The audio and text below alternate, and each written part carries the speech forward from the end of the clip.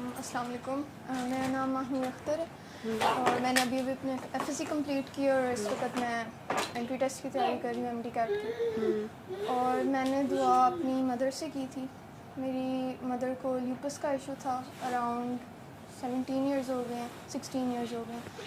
और उन मतलब मुझे बेसिकली जो यकीन आना शुरू हुआ इस चीज़ पे वो अपनी मदर को देख के हुआ।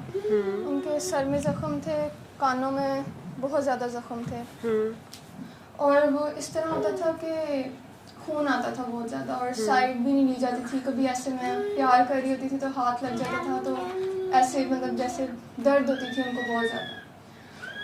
तो मम्मा को डॉक्टर जवेद के थ्रू पता चला सूरह रहमान की थेरेपी का और उन्होंने स्टार्ट किया और मम्मा के साथ मैंने भी स्टार्ट किया।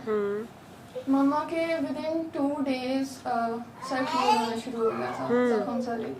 और मैं ज़ाहिर है छोटे होते से देख रही थी सारा, पर मेरी लाइफ में पहली दफ़ा उनकी ये सिचुएशन थी कि कोई इशू, मतलब उनको पेन नहीं थी और कुछ भी नहीं था। जो मेरा पर्सनल एक्सपीरियंस था उसमें ये था कि मेरे अंदर बहुत ज़्यादा नेगेटिविटी होती थी और मैं हर चीज़ को नेगेटिव सोचती थी। कोई मुझे कुछ कह रहा है, मैं कहती थी ये जो अगला बंदा ना ये मेरा दुश्मन ही है और ये मेरे बारे में गलत ही सोचता है और मैं तो बहुत अच्छी हूँ। और फिर उसके बाद सूरह रहमान स्टार्ट करने से पहले मैंने ना एक स्पेसिफिक पर्सन थे, मैंने उनको माफ़ नहीं किया था। मैंने सोचा था कि जो हुआ है, जिस वजह से मेरे अंदर ये गिला है, इतना सा मार्जिन होता है कि वो ये डिज़र्व नहीं करता माफ़ी। तो फिर उसके बाद मैंने सुनी, मैं बेहतर हुई मेंटली।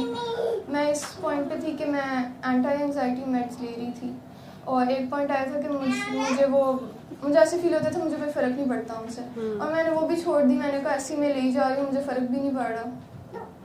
तो फिर उसके बाद एक दिन मैं ऐसे बैठी हुई थी और मैं डॉक्टर जवेद का एक इंटरव्यू सुन रही थी, तो मेरे दिल में ऐसे ख्याल आया कि मुझे माफ़ कर देना चाहिए।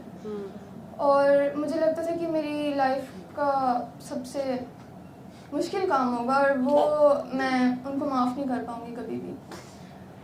तो मैंने उस दिन बैठ के सोचा कि मैंने माफ़ करना है और मैंने उनको माफ़ किया। मैंने एक दफ़ा फिर दुआ की अपने लिए खुद ही, और उस दिन के बाद से मेरे अंदर इस तरह चेंज आया कि मेरी मम्मा खुद मुझे कहती हैं कि तुम तो कम्प्लीटली चेंज हो गई हो, मुझे लगता ही नहीं कि ये वो वाली महानूर है। मतलब एंग्जाइटी वाला तो सफाई फाड़ दे, वैसा तो कुछ अब रहा ही नहीं बिल्कुल भी। दूसरा इशू ये था कि ना मेरे से अपनी नमाज़ें नहीं कंटिन्यू की जाती थी, छूट जाती थी। और अब ये है कि मेरी कोई नमाज नहीं छूटती अल्हम्दुलिल्लाह, और मुझे ये चीज़ सबसे ज़्यादा सुकून देती है। और अगर कभी कभी थोड़ा बहुत कुछ हो, दिल में बात आ जाए, मैं फिर कहती हूँ कि कोई नहीं, मतलब मैं कौन होती हूँ ये डिसाइड करने वाली कि ये फ़लाँ बंदा माफ़ी डिज़र्व नहीं करता।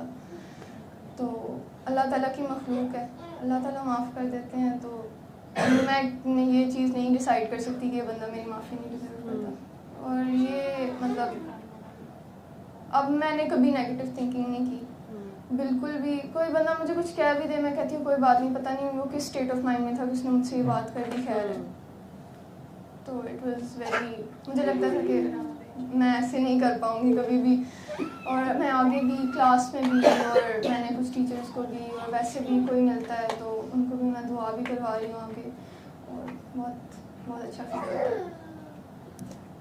सल्ले अला सल्ले अला सल्ले अला सल्ले अला सल्ले अला शफीना